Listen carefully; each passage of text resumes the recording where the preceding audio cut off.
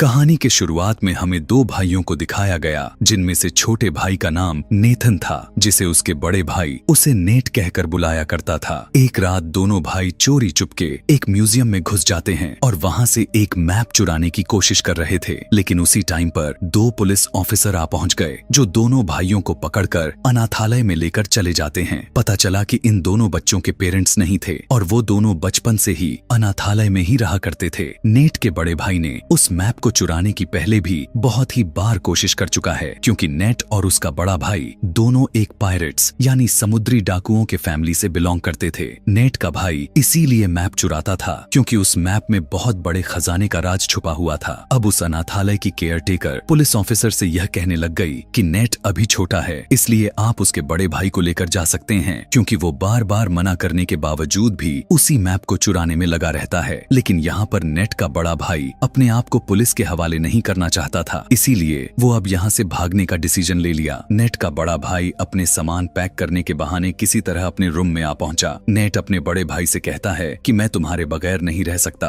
अपने छोटे भाई की इमोशनल वाली बात को सुनकर वो उसे एक लॉकेट के साथ लाइट और एक लेटर देता है। मैं वापस जरूर आऊंगा, बस इतना ही कहकर वो वहाँ से भाग जाता है। अब नेट अपने भाई के जाने के बाद जब वो लेटर को ओपन करके नीचे से जब उस लाइटर की रोशनी जैसे ही डालकर देखा तो उसे एक मैसेज मिला। उस खत में लिखा हुआ था कि यह कभी मत भूलना कि हम लोग समुद्री डाकुओं फैमिली से हैं। हम भले ही कुछ दिनों के लिए अलग क्यों न हो जाएं, लेकिन एक ना एक दिन जरूर मिलेंगे। इसके बाद यहाँ से सीन शिफ्ट करके सीधा 15 साल बाद का सीन दिखाया गया। हम नेट को देखते हैं, जो कि अब बड़ा हो चुका था। पता चला कि अब वो एक बार में काम करने लग चुका था, साथ ही साथ अपनी खानदानी नस्ल को याद रखने के लिए छोटी मोटी चोरी भी करता रहता था। जब एक दिन नेट अपने बार में काम कर रहा था तो उसके पास विक्टर नाम का एक आदमी आ पहुंचा। वो नेट को बताने लग गया कि मैं तुम्हें और तुम्हारे बड़े भाई को काफी अच्छी तरह से जानता हूँ। वो बताने लग गया कि कुछ टाइम पहले मिलकर हम दोनों एक साथ काम किया करते थे, लेकिन नेट को तो इस बारे में जानने की कोई इंटरेस्ट नहीं दिख रहा था। इसीलिए वो विक्टर को यहाँ से जाने को कहने लग गया, मगर विक्टर जाते हुए उसके लिए एक कार्ड छोड़कर चला जाता है। उस कार्ड में विक्टर का एड्रेस लिखा हुआ था। अगले सीन में हम देख पाते हैं कि नेट विक्टर के घर पर आ चुका था। उसके घर में जाकर वो उसी मैप को देखकर हैरान हो गया, जो उस रात दोनों भाई उसे चुराने के लिए गए हुए थे। विक्टर नेट से कहा कि अगर तुम्हें आना ही था तो तुम मुझे पहले ही बता देते। यहाँ पर नेट विक्टर से कहता है कि ये तो वही मैप है जिसके जरिए हम बहुत ही बड़े खजाने की खोज कर सकते हैं। इस मैप को ढूंढने के लिए बहुत से सारे लोगों ने कड़ी मेहनत की। खजाने की खोज करते करते बहुत सारे लोगों ने वहाँ पर जाकर अपनी जानें गंवाए हैं। सभी खजाने के खोज में निकल गए तो थे, लेकिन उन्हें मौत के अलावा कुछ नसीब नहीं हुआ था। लोगों के मौत को देखते हुए इसे बकवास स्टोरी मान लिया गया था। विक्टर नेट से कहता है कि ये कोई ऐसी वैसी फालतू का कहानी नहीं है और मैं काफी अच्छे से जानता हूँ कि तुम्हें और तुम्हारे बड़े भाई को इस मैप के बारे में काफी ज्यादा जानकारी है। यहाँ तक कि वो उसे एक बुक में एक शिप की पिक्चर्स को दिखाने लग गया। उसने बताया कि ये शिप कोई आम शिप नहीं थी, बल्कि ये कोई बहुत ही पुरानी शिप है और इसकी कीमत लगभग 500 करोड़ है। नेट को हैरानी तब हुई जब उसने विक्टर के मुंह से सुना कि यह शिप बहुत सारे खजाने से भरा पड़ा है, जिस जहाज को 18 पायरेट्स के लोगों ने मिलकर वहां पर छुपाया हुआ था। अब जब नेट को इस खजाने के बारे में इतनी ज्यादा इंफॉर्मेशन थी तो विक्टर उसे आखिर अपने हाथ से कैसे जाने देने वाला था। इसीलिए वो उसे अपने साथ काम करने की ऑफर करने लग गया, लेकिन नेट उसकी ऑफर को रिजेक्ट कर देता है। तब विक्टर उससे कहता है कि अगर तुम मेरा साथ देते हो तो तुम्हें तुम्हारा बड़ा भाई मिल सकता है। घर आकर नेट अपने बड़े भाई के चीजों को देखकर उसे याद करने लग गया। नेट को अपने भाई से मिलने की चाहत बढ़ती ही जा रही थी, इसीलिए वो विक्टर के साथ काम करने के लिए एग्री हो जाता है। अगली सुबह में नेट विक्टर को एक क्रॉस का साइन दिखाया। वो कहने लग गया कि ये कोई क्रॉस का साइन नहीं, बल्कि उस खजाने तक पहुंचने की चाबी है। उसकी बात को सुनकर विक्टर ने उससे कहा कि इसमें से एक चाबी तो मेरे पास ही है और दूसरी चाबी हमें बहुत ही जल्द चुरानी होगी। विक्टर नेट को बताया कि इस चाबी के साथ लगने वाला दूसरा चाबी एक नीलामी कंपनी में रखा गया है। बहुत ही जल्द उस चाबी को नीलाम कर दिया जाने वाला है, इसीलिए किसी तरह करके हमें बहुत ही जल्द उस चाबी को वहां से चुराना होगा। कुछ टाइम के बाद विक्टर उस चाबी को चुरा लेता है। उस चाबी को चुराकर जब वो वहां से निकलने की कोशिश कर रहा था, तभी वहां पर एक लड़की जिसका नाम ब्रेड था, वो उसे धर लेती है।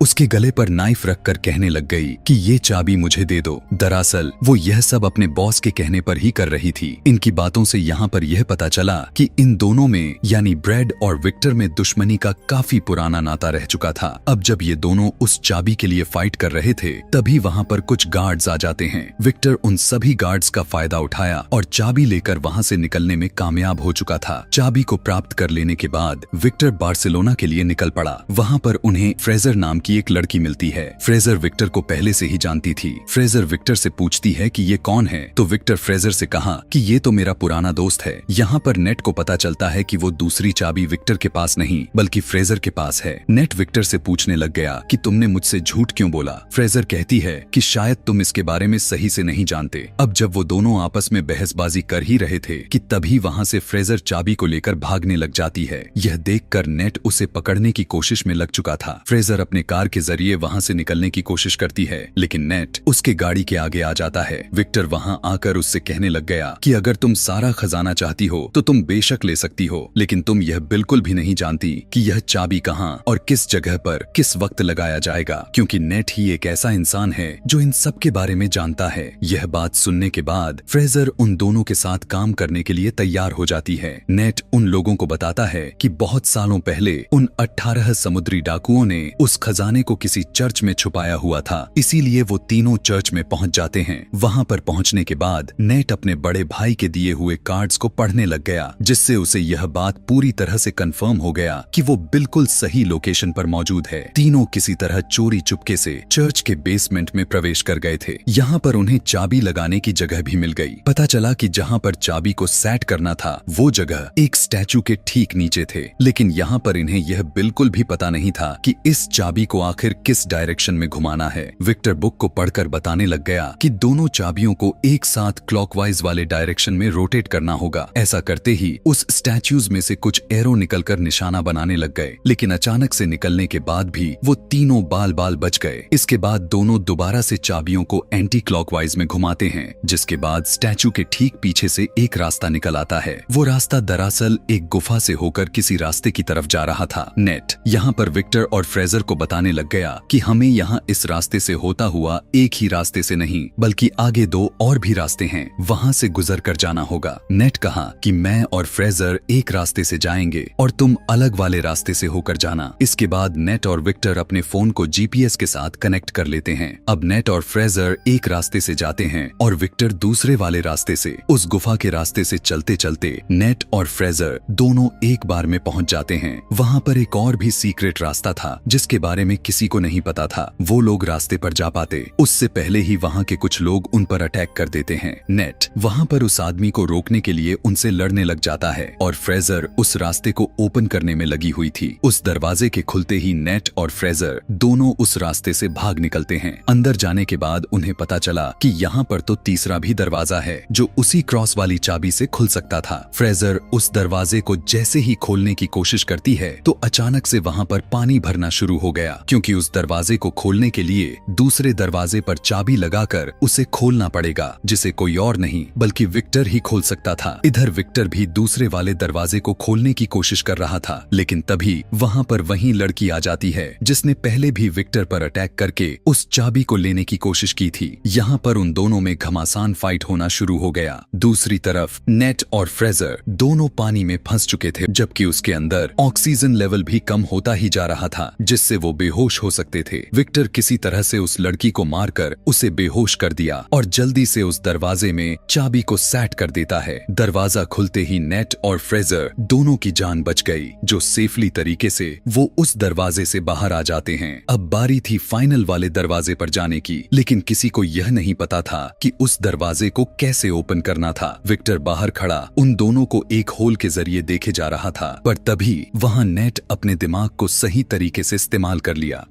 वो फ्रेजर से कहने लग गया कि जल्द से जल्द विक्टर से दूसरी वाले चाबी को लेकर आओ, लेकिन विक्टर को तो उन दोनों पर ट्रस्ट नहीं था। इवन दूसरी चाबी को भी देने से साफ साफ इनकार कर देता है, लेकिन थोड़ी ही देर के बाद विक्टर उस चाबी को दे देता है, क्योंकि उसके पास कोई दूसरा ऑप्शन नहीं बचा हुआ था। नेट देखता है कि उस दरवाजे पर एक सिंबल बना हुआ था। जैसे ही नेट उन दोनों चाबी को मर्ज किया तो ठीक उसी तरह का सिंबल बन गया जो उस दरवाजे पर बना हुआ था, जिसकी वजह से वो लोग अब उस दरवाजे को भी खोल लेते हैं। जब वो उस दरवाजे के अंदर प्रवेश करते हैं तो उन्हें 4 बड़े बड़े पॉट्स दिखाई दे पड़े। दूसरी तरफ बाहर से विक्टर बार बार पूछते ही जा रहा था कि तुम लोगों ने खजाने को देखा भी या नहीं। नेट फ्रेजर को ऊपर करता है यह देखने के लिए कि आखिर उन पॉट्स में क्या मौजूद है। पॉट्स को खोलने पर पता चला कि उनमें बहुत सारे नमक से भरे हुए हैं। इसका मतलब यह था कि यहाँ पर कोई भी खजाना नहीं था। तभी अचानक से वो चारों पॉट्स टूटकर बिखर जाते हैं। नेट को उसमें से एक मैप मिल गया और यही वो मैप था, यानी ये वही रियल मैप था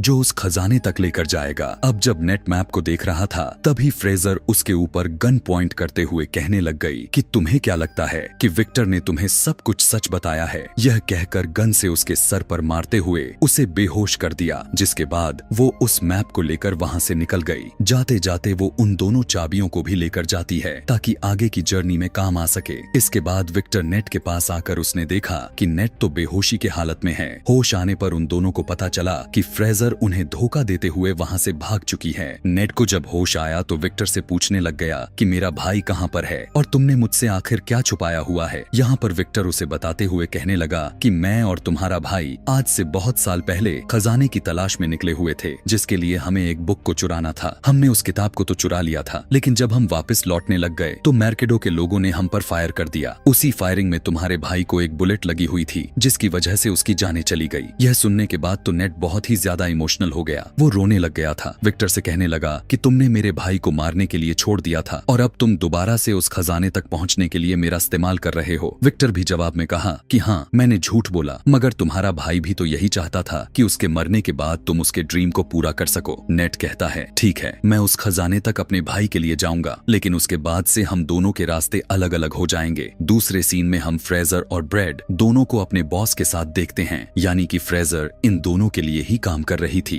ब्रेड का बॉस ब्रेड से कहता है कि आज के बाद तुम फ्रेजर के अंडर काम करोगी। यही कहने के बाद ब्रेड का बॉस फ्रेजर के साथ उसके लाए हुए मैप को लेकर प्लेन के जरिए खजाने की तलाश में निकल जाता है। हम देखते हैं कि वो अपने साथ जरूरत के सामान को भी ले लिए थे। प्लेन के अंदर बैठा हुआ ब्रेड का बॉस सभी से कहता है कि वो खजाना मेरा था और वो कई साल पहले मेरे खानदान से गुम हो गया था। कि तभी उसी टाइम पर आकर ब्रेड अपने बॉस का गला ही काट देती है। बॉस को मारने के बाद फ्रेजर को लगने लग गया था कि ये अब उसे भी मार देगी, इसीलिए वो अपनी जान बचाने के लिए प्लेन के अंदर जो कार ले जा रहे थे उसमें छुप गई थी। इस पर ब्रेड अपनी लोगों से कहने लगी कि फ्रेजर जैसे ही तुम्हें नजर आए तुम उसको फौरन से गोलियों से भून देना। सभी फ्रेजर को ढूंढने में लगे हुए थे। ठीक उसी टाइम पर हम नेट के साथ विक्टर को उसी कार में देखते हैं, यानी वो चुपके से इस कार में आ पहुंचे थे जब सभी फ्रेजर को ढूंढने में बिजी थे। इस बात का फायदा उठाते हुए नेट और विक्टर उस मैप को चुरा लेते हैं। इसके बाद ब्रेड और फ्रेजर दोनों में गोलीबारी शुरू हो जाती है। एक दूसरे पर सभी फायर करने लग गए। विक्टर नेट से कहता है कि हमें मैप मिल चुका है, इसीलिए हमें जल्दी से पैराशूट लेकर यहाँ से जाना होगा। यहाँ से विक्टर पैराशूट लेकर सीधा जमीन की तरफ कूद जाता है, लेकिन नेट ना कूद कर वहीं पर रुक गया। नेट ब्रेड से कहने लगा कि तुमने मेरे भाई को मारा था। यह कहने के बाद वहाँ पर लगे हुए सभी कार्गो को पैराशूट के जरिए उन्हें खोल दिया, जिससे प्लेन का सारा सामान बाहर गिरने लगता है। वहाँ पर सभी नेट पर फायरिंग करने लग गए कि तभी नेट का पैर कार्गो में लगी बेल्ट में फंस जाता है और उस सामान के साथ ही बाहर हवा में उड़ने लग गया, लेकिन काफी कोशिश के बाद दोबारा से प्लेन में आ जाता है। तभी वहाँ कार के अंदर बैठी हुई फ्रेजर उसी कार को लेकर सीधा प्लेन से ही जंप करने वाली थी। कार के सामने नेट आ गया, जिसे वो दोबारा से कार के साथ वो नीचे गिर जाता है। जब वो काफी तेजी के साथ जमीन की तरफ बढ़ रहे थे तो फ्रेजर कहती है कि जल्दी से पैराशूट को खोल दो, लेकिन यहाँ नेट ने तो कोई पैराशूट लिया ही नहीं था। दोनों हवा में उड़ने लग गए थे, लेकिन तभी नेट एक कार्गो के पैराशूट को ओपन कर दिया। पैराशूट खुलने की वजह से दोनों समुद्र में सेफली लैंड कर जाते हैं। कुछ टाइम के बाद दोनों एक बीच पर पहुंच चुके थे। वहां पहुंचकर वो एक होटल में स्टे करते हैं। दोनों उस मैप को समझने की कोशिश में लगे हुए थे, लेकिन यहाँ पर फ्रेजर को कुछ पल्ले ही नहीं पड़ रहा था, इसलिए वो सोने के लिए चली जाती है। लेकिन पूरी रात जागकर नेट उस मैप को जानने में कामयाब हो चुका था। इवन वो कुछ नोट्स भी बना लिया था। जब फ्रेजर सुबह उठकर देखती है तो उसे पता चला कि नेट ने नोट्स को बना लिया था, इसीलिए वो यहाँ पर दोबारा से चालाकी दिखाती है। वो उस नोट को लेकर खजाने के लिए निकल जाती है। नेट के उठने पर उसने देखा कि नोट तो वहाँ से गायब हो चुका था। यह देखकर वो मुस्कुराने लग गया। दरअसल नेट ने उस नोट पर गलत लोकेशन को मेंशन कर रखा था और जो रियल लोकेशन थी वो नेट के पास ही मौजूद थी। आगे की सीन में हम देखते हैं नेट एक बोट लिए उस नए लोकेशन पर पहुंच जाता है जो कि किसी आइलैंड की केव में थे, लेकिन दूसरी तरफ ब्रेड ने भी नेट पर नजर रखी हुई थी।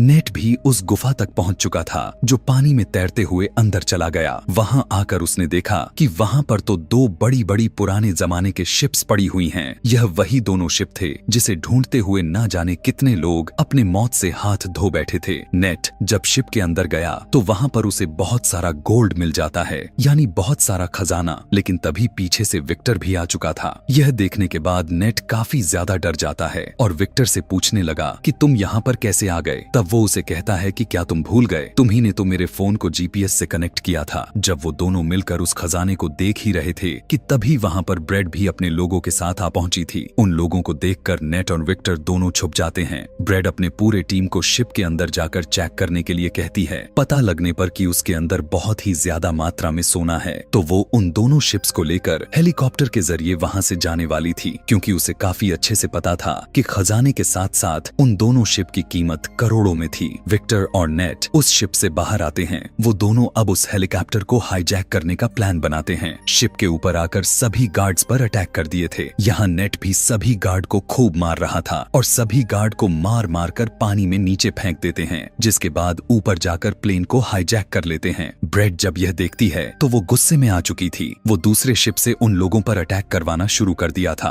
विक्टर ब्रेड के लोगों से बचने के लिए हेलीकॉप्टर को उड़ाए जा रहा था, लेकिन यहाँ पर ब्रेड तो उसके पीछे ही पड़ गई थी। ऐसे करते हुए ब्रेड के गार्ड्स नेट के शिप पर आ जाते हैं। सभी लोग नेट से फाइट कर रहे थे कि तभी ब्रेड ठीक उसके सामने आ गई और उसका हेलीकॉप्टर नेट के शिप से टकराने वाली ही थी, लेकिन तभी नेट पुराने वाले तोप से ब्रेड के हेलीकॉप्टर पर अटैक कर देता है, जिससे उसका हेलीकॉप्टर डिस्ट्रॉय हो गया और तभी उसका शिप एक पहाड़ी से टकराता है, जिससे उसका शिप पूरी तरह से डिस्ट्रॉय हो गया। लेकिन ब्रेड की जान बच जाती है। वो पहले ही वो वहाँ से निकल चुकी थी, जो सीधा नेट के शिप पर जंप कर गई थी। यहाँ पर ब्रेड नेट से कहने लग गई कि जो चीज मेरा नहीं हो सकता तो मैं उसे किसी का नहीं होने दूंगी। यह कहकर वो शिप के एंकर को नीचे समुंदर में फेंक देती है, जिसकी वजह शिप के साथ हेलीकॉप्टर दोनों स्टक हो गए और आगे नहीं जा सकते थे। ऊपर विक्टर का सोने से भरा हुआ बैग भी नीचे गिरने लग जाता है। विक्टर हेलीकॉप्टर को ऑटो पायलट में लेते हुए उस बैग को बचाने के लिए जाता है। उधर नीचे नेट और ब्रेड दोनों में घमासान लड़ाई हो रही थी।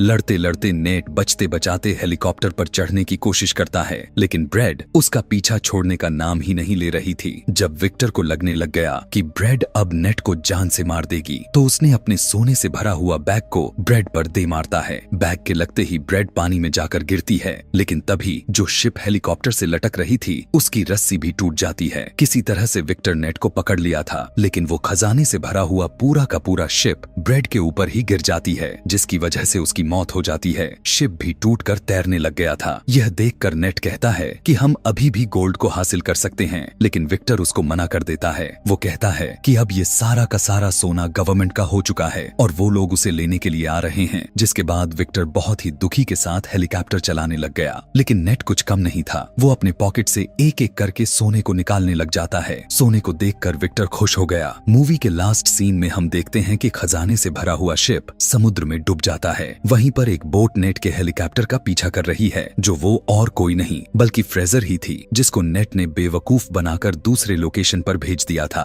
दूसरी तरफ हमें दिखाया गया कि नेट का बड़ा भाई अभी भी जिंदा था, जो कि एक जेल में बंद पड़ा हुआ था। इसी के साथ यह कहानी भी यहीं पर खत्म हो जाती है।